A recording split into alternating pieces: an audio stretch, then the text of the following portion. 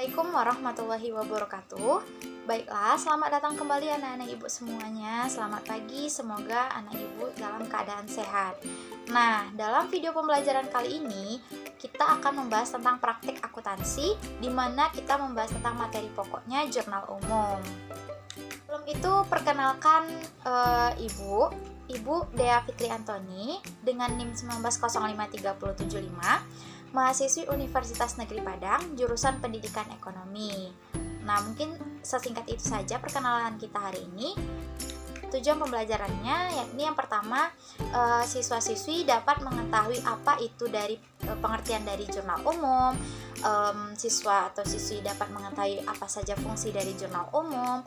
Selanjutnya, apa saja bentuk-bentuk dari jurnal umum. Ada materi pembelajaran kita hari ini, di mana Ibu akan membahas yang pertama itu pengertian buku jurnal, yang kedua itu adanya bentuk dari jurnal umum, dan yang ketiga pencatatan transaksi atau contoh-contoh transaksi dari jurnal umum. Ke materi, Ibu punya satu kata motivasi nih untuk kalian semuanya, di mana motivasi kali ini dari tokoh keuangan, yakni Bapak Charles Caleb Catton, di mana dia mengatakan bahwa penghasilan kita seperti sepatu. Kok seperti sepatu sih, Bu? Iya, dia mengatakan jika terlalu kecil mereka menjepit kita, tetapi jika terlalu besar mereka membuat kita tersandung dalam perjalanan. Nah, maksudnya di sini kita diajarkan untuk terus bersyukur dan menikmati apa yang sudah kita punya dan tidak boleh memandang ke atas dengan yang tidak mampu kita capai. Nah, mungkin sekian motivasi dari Ibu. Kita lanjut ke pembelajarannya, anak-anak. Kali ini kita membahas tentang pengertian buku jurnal. Nah, Ibu mau nanya, adakah anak-anak Ibu yang mengetahui tentang apa sih jurnal tuh dan apa sih jurnal umum tersebut? Nah, kali ini kita akan mengetahuinya. Di mana jurnal adalah satu buku harian tempat mencatat semua transaksi yang terjadi dalam perusahaan secara sistematis dan kronologis. Maksudnya di sini segala sesuatu kegiatan yang kita lakukan, baik itu transaksinya secara langsung maupun tidak langsung, akan kita catat ke dalam satu bentuk buku harian. Nah, buku harian di sini maksudnya bukan buku diari ya, anak-anak. Maksudnya buku harian di sini yakni dalam bentuk format tabel, di mana dalam tabel tersebut terdapat beberapa keterangan supaya memudahkan kita dalam mencatat transaksi, baik itu penjualan maupun pembelian nantinya. Pencatatan transaksi tadi dilakukan dengan bukti nyata ya, anak-anak. Jika tidak ada suatu bentuk bukti yang nyata, maka transaksi yang kita lakukan maka tidak akan diakui oleh pihak baik itu penjual maupun pembeli nantinya. Nah, kegiatan proses pencatatan transaksi ini diletakkan pada rekening maupun didebitkan maupun dikreditkan. Proses tersebut disebut dengan penjurnalan. Yakni bentuk dari jurnal umum. Nah, bentuk dari jurnal umum ini nanti Ibu paparkan beberapa gambar-gambar di mana anak-anak dapat melihat beserta melihat nantinya ada tabel dan juga keterangan yang telah Ibu buat. Anak-anak Ibu lihat di sini telah ada bentuk tabel dari jurnal umum, di mana yang pertama itu adanya kolom tanggal, kedua kolom nomor bukti, dan yang ketiga adanya nama akun, yang keempat ref atau referensi, yang kelima adanya debit, dan yang terakhir adanya kredit. Nah, Ibu jelaskan ya satu-satu. Yang pertama itu kolom tanggal. Tidak mungkin anak Ibu tidak tahu.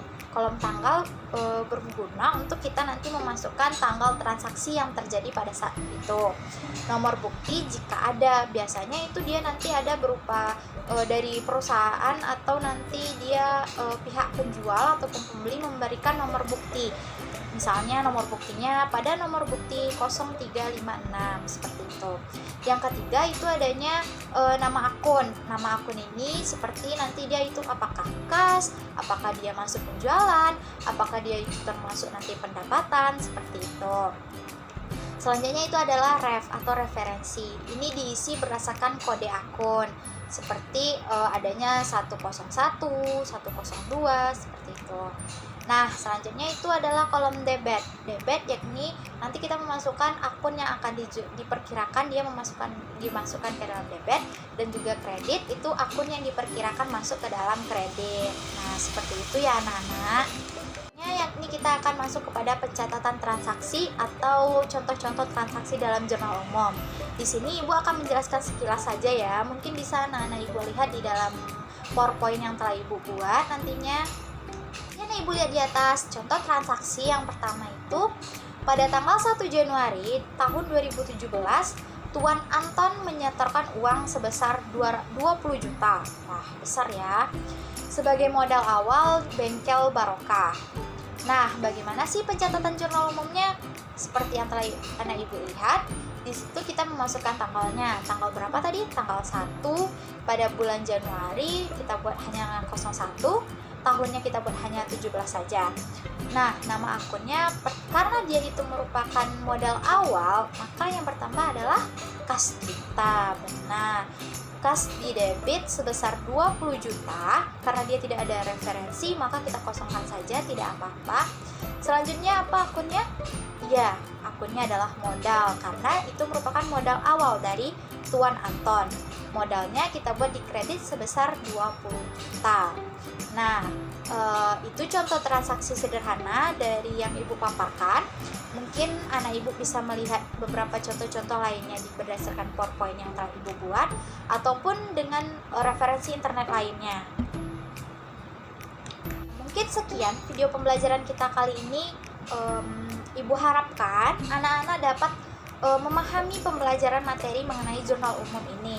Semoga apa yang Ibu sampaikan dapat tersampaikan dengan baik kepada anak-anak semuanya. Mungkin kesimpulan yang dapat Ibu tarik, yang pertama kita membahas tentang jurnal umum ya tadinya. Jurnal umum, kita bahas jurnal umum merupakan suatu buku harian atau catatan yang mencatat transaksi, dan kita sudah tahu fungsinya apa saja.